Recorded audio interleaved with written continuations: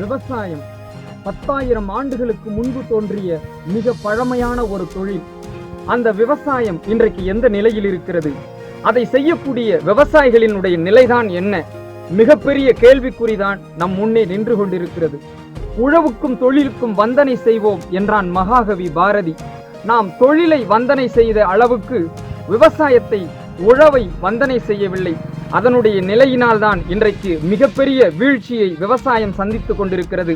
இதனுடைய மிகப்பெரிய விளைவால் தான் இன்றைக்கு இந்த நாட்டினுடைய தலைநகரத்திலே விவசாயிகள், உழவர்கள் நிர்வாணமாக ஓடக்கூடிய அந்த காட்சி அரங்கேறியதற்கான நிலை அதுதான். அந்த விவசாயத்தை நாம் எப்படி தூக்கி நிறுத்தப் போகின்றோம்? அந்த விவசாயம் இனியும் பழையபடி தழைக்குமா என்கிற மிகப்பெரிய கேள்விகள் நம் முன்னே ஊடாடி கொண்டிருக்கின்றது.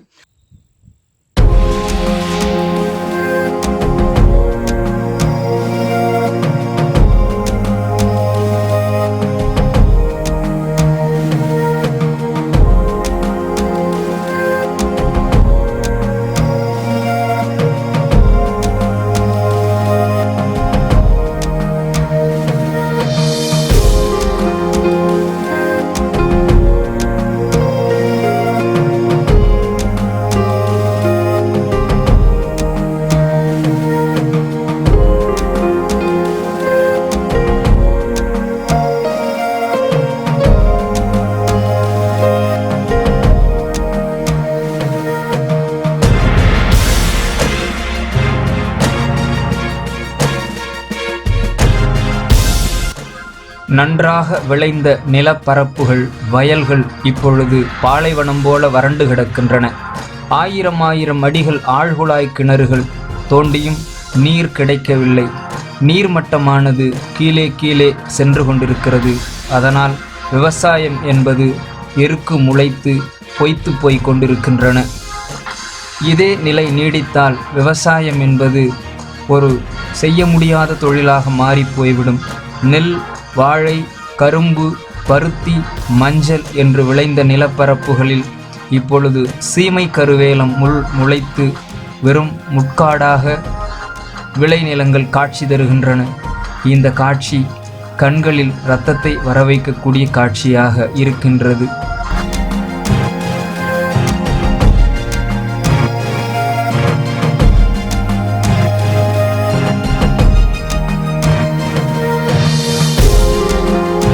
மழை பெஞ்சதுன்னா நல்லா விளையும். நல்ல மழை பெய்யலைன்னா காடு சும்மா தான் கிடக்கும். எப்படி நம்ம பிழைக்கிறது? நம்ம பிள்ளை குட்டியை எப்படி காப்பாற்றுறது?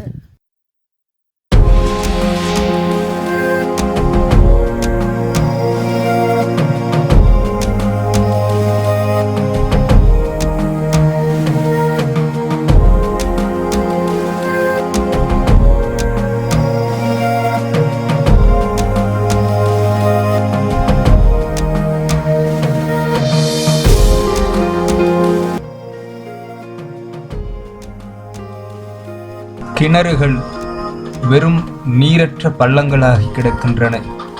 மழை இல்லாத காரணத்தால் கிணறுகளில் நீர் இல்லாமல் வறண்டு போய் காட்சி தருகின்றது. இந்த நிலை நீடித்தால் தொடர்ந்து விவசாயம் என்பது பெரும் கனவாகி போய்விடும்.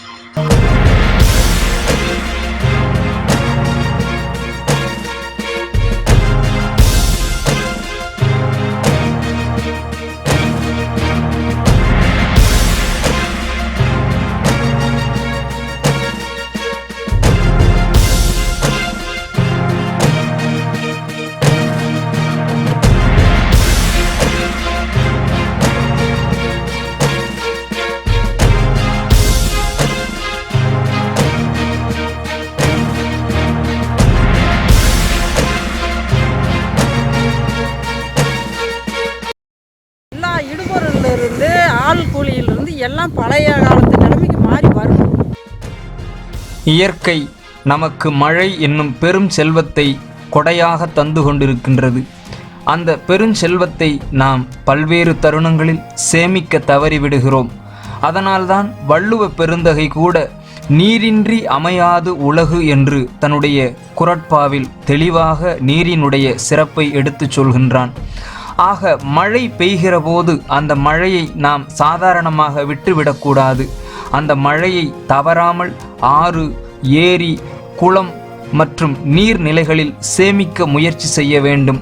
அப்படி சேமிக்கிற போது அந்த சேமிப்பு வறட்சியான காலங்களில் வந்து நமக்கு கிணறுகளின் மூலமாக, ஆழ்குழாய் கிணறுகளின் மூலமாக பயன் தரும். மழையை சேமிக்க தவறினால் இனி வரும் காலங்களில் கடுமையான வறட்சியை சந்திக்க நேரிடும். ஆகையால் ஆறு, ஏரி, குளங்களில் மழையை சேமிக்க முயல்வோம்.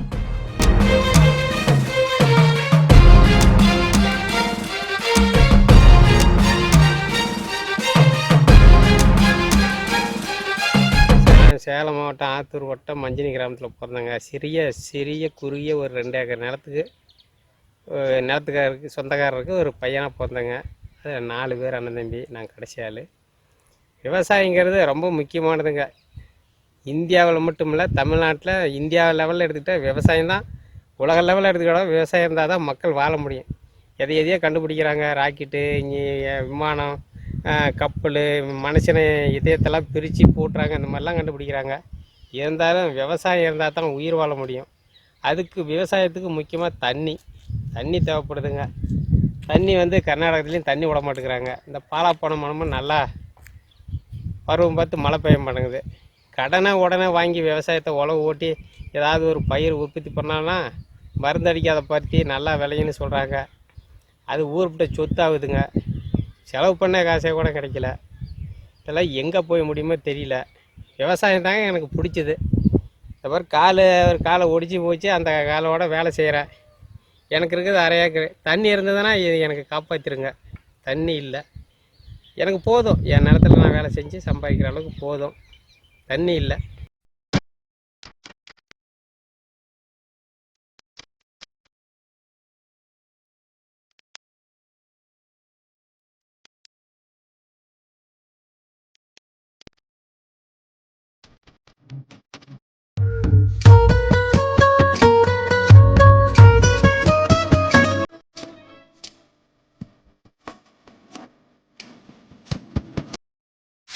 விவசாயிகளுக்கு ஏகப்பட்ட நஷ்டம். பிளாட்டாக விற்றாலும் அதுவும் ஒன்றும் பாக்கி இல்லை. எல்லா விவசாய பொருளெல்லாம் ஒன்றுமே உற்பத்தி பொருளும் விலை கம்மியாக இருக்குது. கணிசமான அளவு நல்ல வருமானம் கிடையாது. தொழிலாளிகளுக்கும் கூலி உயர்வு அதிகமாக கேட்குறாங்க. என்ன செய்கிறதுன்னு ஒன்றும் புரியல. விவசாயம் பண்ணுற தவிர்த்து எங்களுக்கு வேறு வேலையும் தெரியாது. இந்த விவசாய தவிர்த்து லாபமும் நட்டமும் இது தான் செஞ்சிகிட்ருக்கோம். கடமை நினச்சோட செஞ்சிகிட்ருக்கோம். வேறு வழி இல்லாத என்னங்க பண்ணுறது? ஒவ்வொரு விவசாய பயிர் பண்ணாலும் எல்லாமே நஷ்டத்தில் தான் முடியுது. லாபங்கிறது எதிர்பார்க்கவே முடியல. நாங்களும் இந்த கால்நடையை வச்சுக்கிட்டு என்ன தான் பண்ணுறதுன்னு இதை தான் பண்ணிகிட்ருக்குறோம். வேறு வழி இல்லாத செஞ்ச பயிரே செய்கிறோம். கடசமை தாங்க முடியல, என்ன பண்ணோம், தற்கொலை பண்ணிக்கிறோம் குடும்பத்தோடு. வேறு வழி இல்லாத என்ன செய்யறதுன்னு தெரியல. பணப்பயிரில் போட்டாலும் காய்கறி பயிர் போட்டாலும் எல்லாமே நஷ்டத்தை தாங்க முடியுது. என்ன செய்யறதுன்னு தெரியல. கைத்தொழில் இதுக்கு தகுந்த மாதிரி விவசாய சம்மந்தப்பட்ட கைத்தொழில் இருந்தாலும் செய்யலாம்னு பார்த்தா அது அரசாங்கம் மானியத்தை அதிகமாக கடன் கொடுக்கறதில்ல. கடன் கொடுத்தாலும் வட்டி அதிகமாக கேட்குறாங்க.